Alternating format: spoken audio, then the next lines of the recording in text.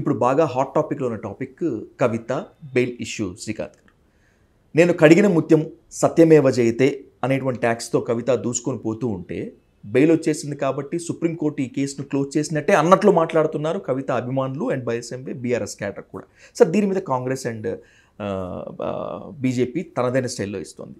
ఏంటి, బెయిల్ వచ్చేసింది కాబట్టి ఢిల్లీ లిక్కర్ కేసు అయిపోయినట్లేనా? బెయిల్ ఇచ్చేశారు కాబట్టి కవిత కడిగిన ముత్యమేనా?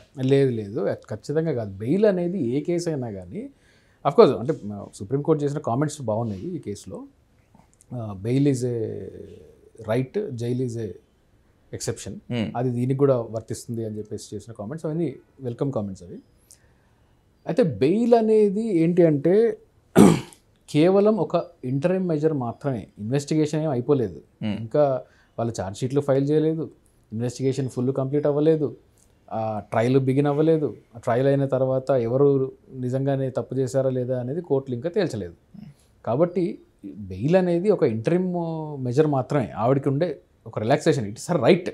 ఓకే, బెయిల్ అనేది ఏ వ్యక్తికైనా కానీ. ఇప్పుడు చూడండి, ఇప్పుడు మనకు ఇదివరకు 41A నోటీస్ ఉండేది, 35 BNSS ఇప్పుడు ప్రజెంట్ కొత్త చట్టం. సార్, అది ఏంటి అంటే ఈ 7 years కన్నా తక్కువ ఉండే పనిష్మెంట్ ఉండే కేసులలో బై డిఫాల్ట్గా మీకు పోలీస్ స్టేషన్లోనే మీకు నోటీస్ ఇచ్చి మీరు వెళ్ళిపోవచ్చు, కానీ మీరు మా ఇన్వెస్టిగేషన్ కోఆపరేట్ చేయాలి అని చెప్పేసి చట్టం ఏదైతే ఉందో అది కూడా దీనిలో నుంచి వచ్చిందే. బెయిల్ అనేది ఇట్స్ ఏ రైట్.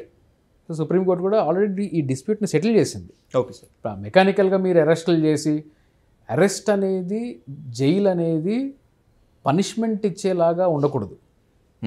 అంటే ఇప్పుడు ఫర్ ఎగ్జాంపుల్ ఏమనుకుంటారు అంటే ఎవరన్నా ఒక కేసు పెడితే జైల్లో పెట్టారు అంటే అది పనిష్మెంట్ అనేసుకుంటారు.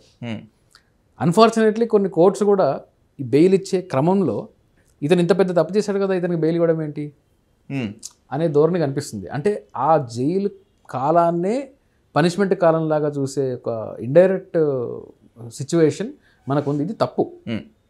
కవిత గారైనా ఇంకెవరైనా కానీ వాస్తవానికి నా ఒపీనియన్లో కవిత గారికి ఇంతకుముందే బెయిల్ ఎప్పుడో వచ్చి ఉండాలి. అంటే అరెస్ట్ అంతకుముందు మన ఢిల్లీలో ఆయన డిప్యూటీ సీఎంగా చేశారు కదా, మనీష్ సిసోడియా గారు, కేజ్రీవాల్ గారు, తర్వాత అతను సింగ్ ఉన్నారు కదా MP, Aam Aadmi party MP ఆయన సంజయ్ సింగ్ గారి అరెస్టు, ఇవన్నీ కూడా ఏంటి అంటే పొలిటికల్ అరెస్టులు లాగానే కనిపిస్తాయి. ఇవన్నీ మీకు చిన్న కామన్ మ్యాన్కి కూడా తెలుసు. ఇప్పుడు అరెస్ట్ ఎవరు చేశారంటే ఎంత ప్రమాదకరమైన దశలో మనం ఉన్నామంటే ఒకసారి భయం వేస్తుంది. కామన్ మ్యాన్కి కూడా కోర్టు వ్యవస్థ మీద ఒక ధైర్యం కోల్పోతున్నాడు. ఎవరిని అరెస్ట్ చేశారంటే మోడీ అరెస్ట్ చేయించాడు, కానీ లా అరెస్ట్ చేయించేది, జైల్లో పెట్టేది మ్యాజిస్ట్రేట్ గారు. ఫస్ట్ ఇన్స్టెన్స్లో మ్యాజిస్ట్రేట్ గారు ముందు ప్రొడ్యూస్ చేస్తే మ్యాజిస్ట్రేట్ గారు ఇది కరెక్ట్గా ఉందా లేదా, తనకి జైలు అవసరమా లేదా అని డిసైడ్ చేసి అవసరం అనుకుంటే జైలుకి పంపించాలి. సో ఇంత ప్రొసీజర్లో కామన్ మ్యాన్ పరిస్థితి ఎలా అయిపోయిందంటే బీజేపీ వాళ్ళు జైల్లో పెట్టించారు. ఓకే, కాంగ్రెస్ వాళ్ళు అధికారంలో ఉన్నారు కాబట్టి వీళ్ళు వాడిని జైల్లో పెట్టిస్తారు. కోర్టు దగ్గరికి వస్తే మోడీ ఉన్నాడు కదా, కోర్టు ఏం చేస్తుంది. ఇట్లాంటి ధోరణి, ఇట్లాంటి ఒక ఒపీనియన్ సమాజంలో ఫామ్ అవుతుంది. అది చాలా ప్రమాదకరం. కవిత గారికైనా ఆ పిఎంఎల్ఏ కేసులో ఉన్న వాళ్ళు ఎవరికైనా కానీ బహుశా బెయిల్ ముందుగానే వచ్చేసిండి ఫెయిర్ ఎంక్వైరీ జరిగితే, ఫెయిర్ ట్రయల్ జరిగితే దానిలో ఎవిడెన్స్ అన్నీ కూడా మీకు ఎట్లా ఉంటుందంటే ఏమి వీళ్ళు డే టు డే కూర్చొని ట్యాంపర్ చేసే ఎవిడెన్స్లు ఏమి ఉండవు. వాటిలో మొత్తం government machinery, government mechanism. Tampering ఏమైనా చేస్తే గవర్నమెంట్లో చేయాలి, వీళ్ళకే పవర్ ఉంటుంది. కాబట్టి ఫెయిర్ ట్రయల్, ఫెయిర్ ఎంక్వైరీ చేస్తూ వీళ్ళ ఫండమెంటల్ రైట్ స్వేచ్ఛగా ఉండడం అనేది ఫండమెంటల్ రైట్. కాబట్టి పబ్లిక్ డొమైన్లో పొలిటికల్ పార్టీస్లో కూడా ఉన్నారు కాబట్టి చట్టం అందరినీ సమానంగా చూస్తుంది. పొలిటీషియన్ అయినా ఎవరినైనా కానీ వాళ్ళకి ఇదివరకే బెయిల్ వచ్చి ఉండాల్సింది అనేది నా వ్యక్తిగతమైన అభిప్రాయం. బెయిల్ వచ్చినంత మాత్రాన కేసు అయిపోయినట్టు కాదు. ఇది కేవలం ఆవిడ బయట ఉంటారు, కోర్టు కండిషన్స్ కూడా పెట్టింది.